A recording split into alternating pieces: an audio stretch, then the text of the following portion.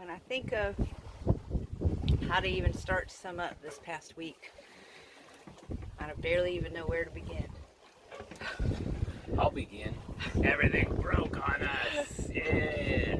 And we've earned our sailing badge. Here we are doing it. Here we are doing it. We're not that new anymore. Going southwest when we need to go east. Here we are.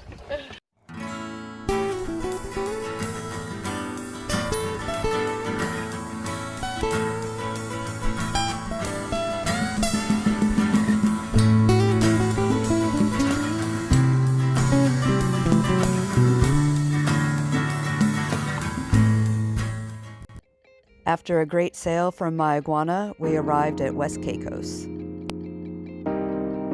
Right now, a million to go.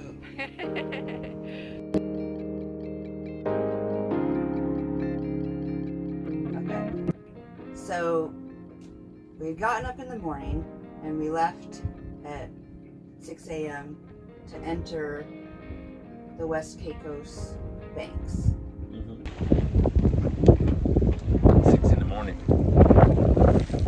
Heading out the flats. Caicos flats. Morning number 2. And then we started sailing about maybe not even 2 hours. We had turned, I remember we turned the corner coming around the south part of Caicos Banks. And then we noticed there wasn't any water coming out of the back exhaust. It almost sounds like a hot rod at a red light. Vroom, vroom, like it has a more of a dry sound to it. So we shut down the engine, right? Yeah. Of course, immediately. And I took the helm and you came downstairs to go to work on the impeller. Yeah. Close that valve. Got them 2 hose clamps. That one and that one. I already see water coming out as I took this one off. Them 2 come off. There. And then you got your impeller. Okay, taking these guys off and we're hoping that that's broken inside and we'll put a new one in. Yeah, that thing is messed up. It's missing tines. 1, 2, 3, 4 good ones left. Should look like that. Holy smokes. That's not very good at all. Out with the old, in with the new. A brand new seal, brand new wheel. We'll put all 6 of those back on. Okay, once that's back together. Try doing this on a moving boat. We'll get it back in place. It's interesting that it was that far gone. The impeller was in bad shape, so switched it out, put it back in, started it up, and it worked at first. But then that was at first. And then I remember being so happy because I was at the helm and Chris came to the bottom of the companionway right over here and said, "Oh, this is definitely it. This is definitely the problem." I'm like, "Oh, good, cool." So that's awesome. We found the issue. We replaced something that was broken. Yeah, I'm just throwing it in the trash and being like, I can actually throw something out because we have put a new one in place of an old one, and it wasn't just a Band-Aid fix. It was a real fix. Yep. We still didn't have water going through, but it wasn't as bad as it got. But at the same time, it was like, wait a minute, we fixed it. And so then we pulled the impeller back off. And then so we went through this 4 or 5 times of it works for a while and then it doesn't work. It'll work and then it'll stop. And this whole time we're sailing along and it's like hours are going by as this is all playing out. So we're still sailing the banks this whole time. The problem was, and I realized that easily after the second time it happened, that the impeller pieces were stuck somewhere and we were getting blockage. And so from then I started just taking hose clamps off of anything that had water flowing from the impeller forward to try and find blockage. Like, why is water not getting through? We managed to get to a little tiny mini island called French Key on the southwest part of Caicos Banks. You're still pulling off hoses or still trying to start the engine and turn it off, and just couldn't get consistent water. Yeah. All right, you may have guessed that we are recreating our memories of this time because we were not able to film a lot of this because it was a little crazy. So we're going to do our best in this video. We're going to do our best in this video to present what happened as best we can. So here we go. Here we go. After waking up the following morning at French Key, the engine would not start. Once again, we had dead batteries. Haven't we been doing this for a while now? I guess it's no surprise considering these batteries are 4 years old. We knew we needed to press on, so we pulled up the anchor by hand and put up the sails, and we were on our way.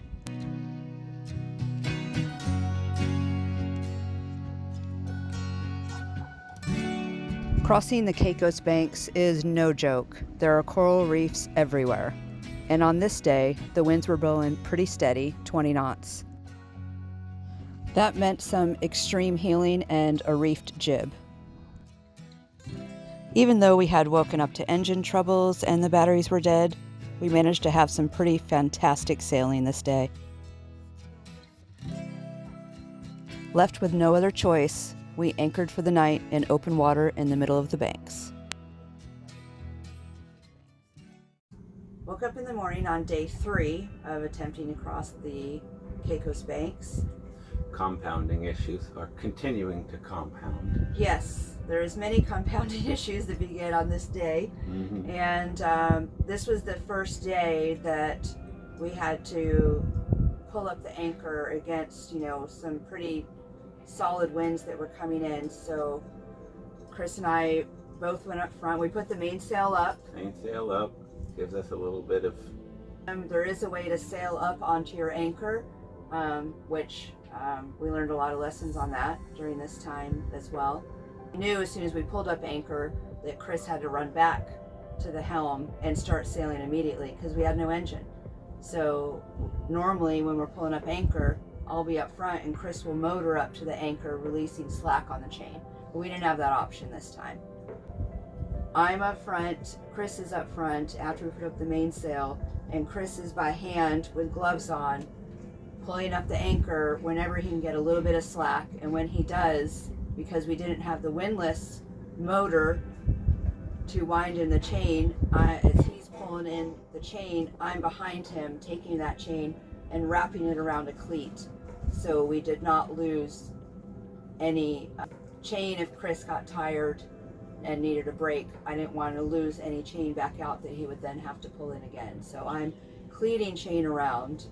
And we continued on the same method of these big north sail tacks, just trying to get east as best we can as these issues are coming up.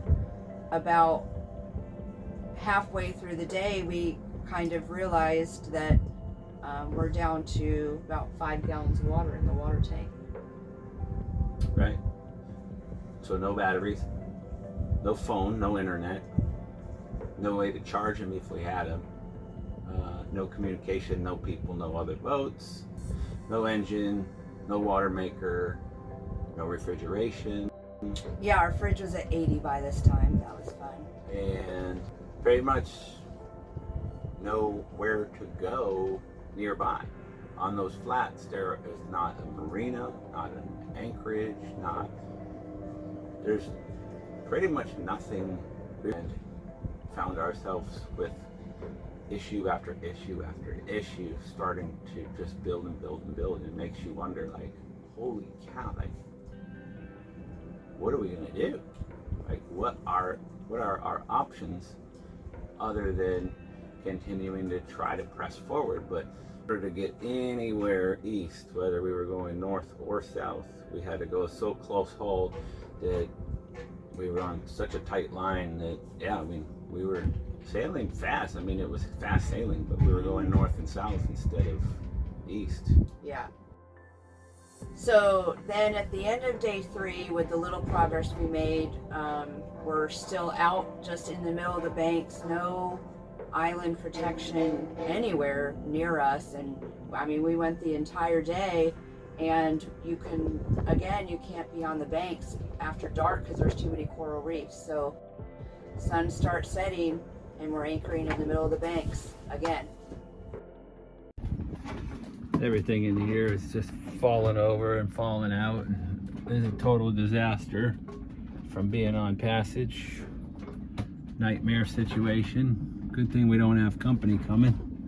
Yeah, no company. 3 gallons of water. Dishes piling up. We've got to do them in salt water, I guess, eventually, but what a mess. All right, so the next morning, and it's now day 4 on the Caicos banks after most people get through on one day. But for us, we're now on day 4 and in the middle of the Caicos banks. And we have what I would call a nightmare anchor up.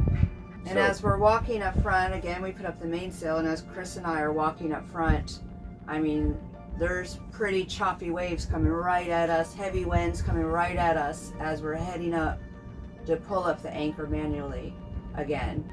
My stomach in knots even as we were walking up to pull up the anchor because I knew it was going to be very challenging. And Chris starts pulling with all his might against. We can't get any slack in the chain whatsoever. And when Chris could just get barely any slack, he's pulling in with the most might I think I've ever seen him use. Yeah, I mean, the wind was blowing the boat against the weight of the anchor chain, and there was never relief. And when the waves go up, the chain tightens. The wave goes down, you might gain a little bit, but it's still pulling taut. Really, I remember watching the chain just pulling up out of the water. Yes. And thinking, when am I going to be able to gain an inch or a foot even? And we have 100 feet out. I remember there was a couple times where I was trying to grab and cleat off, and Chris would lose ground. And you can't hold chain when the anchor is dug in so deep and the wind's coming. Chris would lose a little ground because he was working as hard as he could, and I couldn't hold the chain if it wasn't around the cleat. So if I hadn't cleared it off yet, as soon as he would lose ground, that would go back out against the cleat, and we'd lose the 3 or 4 or 5, 6 feet that Chris just brought in. When it goes out, it flies out. You're just getting you cannot pushed, stop so it. You can't hold back the force of 25-mile-an-hour winds. On top of that, at the front of the boat is the bowsprit with a roller that the chain goes over and down. It's welded, bolted into the front of the boat, and what we hadn't noticed up until now was some of the weld spots, and every time the chain would put force on the bowsprit, it was bending and breaking at the seam, at the weld point. So we noticed by putting that much force and weight of the anchor and the boat and waves coming down, the bowsprit was just moving inches, like dangerously close to breaking and falling off. And it's just like bending, and it was insanity. it was terrible. It was terrible.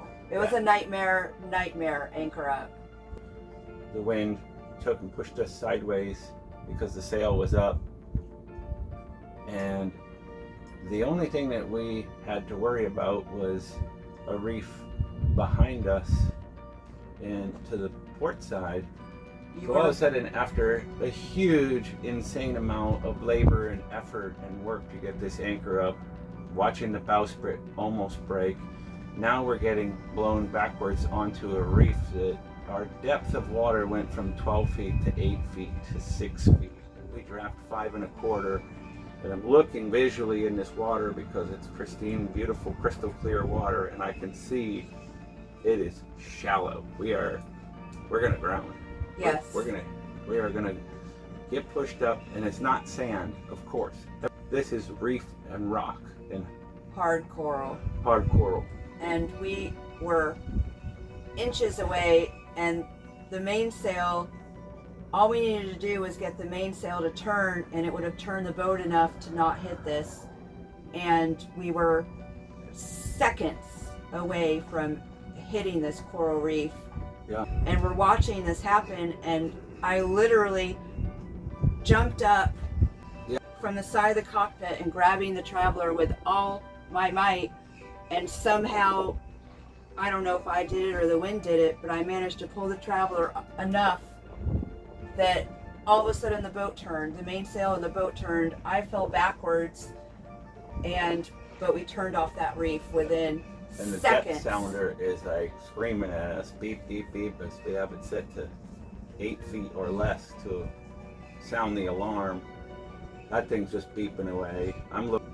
I don't know how we managed to get out of that one. It was Close one. It was No, it was Add so that close, onto the and pile of shit that we were already dealing with. yeah, and we're exhausted. We are 100% exhausted at this moment, and it's still first thing in the morning, right after this nightmare anchor up, almost hitting this reef, but we start sailing away.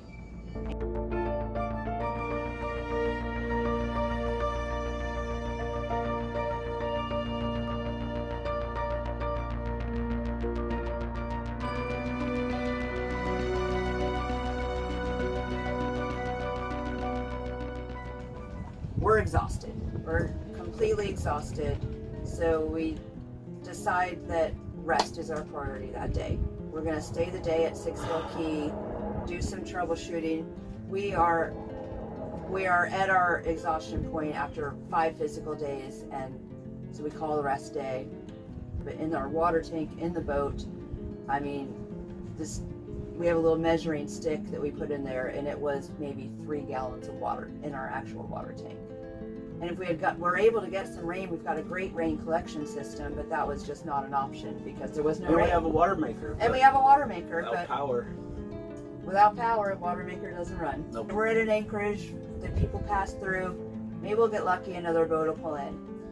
Yeah, but no one's coming this way this time of year. We're really late in the game. Like most of your cruisers have already come across. Yeah. But we had debated,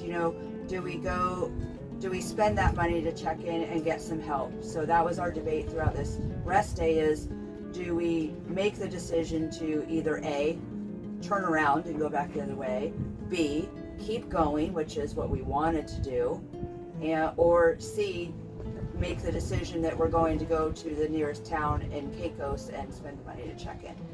So that was what we debated throughout the day, and about 2 hours before sunset, after joking, maybe another boat will come in. Sure enough, another boat came in, and it was Sailing Vessel Mistress. Enter Kate and Ben. Enter Kate and Ben. And so came in, and I'm like, oh, Chris, you got a radio to them. We got to get a weather check. Let them settle, Let's try. let them get settled, let them get their anchor down. They sailed in. Yeah, and I'm anxious for Chris to get on the radio and call to them. And Chris is like, let's give them a few minutes to settle in.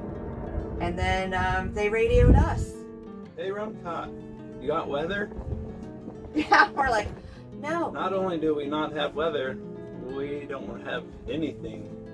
After chatting on the radio a couple minutes, we ended up having dinner with them. Yeah. Hobo meal number 2. Hobo meal. Hobo meal number 2. We're gonna eat some. Oh, that's really good. Yeah, we just chit-chat a little bit and said, why don't we get together, and thus the beginning of what turned out to be a really great thing. Really, Absolutely. really. Absolutely. And we made a plan for the next day to do some troubleshooting with them.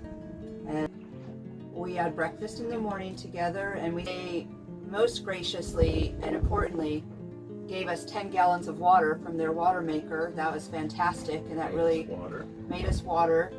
They took our batteries on their boat and used their solar and wind and engine and recharged our batteries so that our starter would turn over. So we got our engine back and our refrigerator back, and we were kind of feeling like we were back in business. We fell into good hands and good company, and really 2 great sailors that had a lot of insight and wherewithal. They've been on boats longer than we have and Yep. have a general understanding of some of the things we didn't, and were able to really guide us through some of our problems. And but in having the batteries back on and starting the engine, we still had the impeller issue. Yep. And we weren't getting water out of the back of the boat still. So Yeah. while one problem was solved, the other was still at hand, and then we began to tackle that. And Kate and Ben and myself and Amy tore the engine room apart again and tried to locate the impeller parts and where they might have ended up, and Trying to figure out what this issue was, and it was a really incredible moment in the middle of all this, like, holy crap, what is going on? How do we figure this out? And all four of us were just spitballing ideas and trying to figure it out, and it was really actually pretty cool. yeah, And we thought we found a solution. We bypassed the V drive and thought maybe something was plugging it up there, and we were taking hoses off and bypassing lines and trying to figure out why the water flowed and when, whether it was if we were healing or not healing. Is it below the water line? Or why won't water get to this point? Why would it? Anyway, yeah, in the end we bypassed the V drive, and that worked, and then it didn't work. So we found a solution. I guess a solution. Yeah, because what we ended up doing was we continued on to the next little island at the very east end of the Caicos banks, and during that time we would start the engine and the water would come out for a little while, and then we would turn off the engine and sail. We go to turn the engine back on, and there would be no water coming out of the exhaust again. So you ended up just undo a hose Yeah. some point in the line and allow water to gush out of it while the engine was running, and then I just jam it back onto its home, and somehow it would force its way just through the back. So yeah, we it still continued made on no that way. sense, but Yeah, it was a fix. And once again, we didn't fix anything, we just temporarily fixed it. Yeah. And to this day, we still don't know right. whether it's fixed or not. But Right. it's been working ever since. Right. Leaving Caicos Bank, East End, thank God. Reef City, I'm tired of it. And we've got our good friends up ahead that we will be sailing to Sand Key with and on to Luperon, doing an overnight. We are currently problem-free. Currently. For 5 minutes, maybe. Hopefully we'll be problem-free until the morning.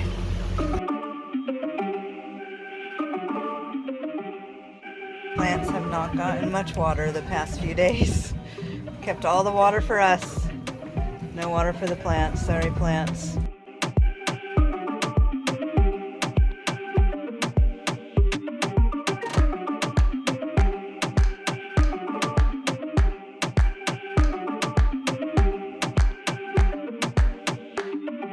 We got to enjoy a great overnight sail and actually make some good treks eastward. We arrived at Big Sand Key, a popular stopping off point between Caicos and Luperon.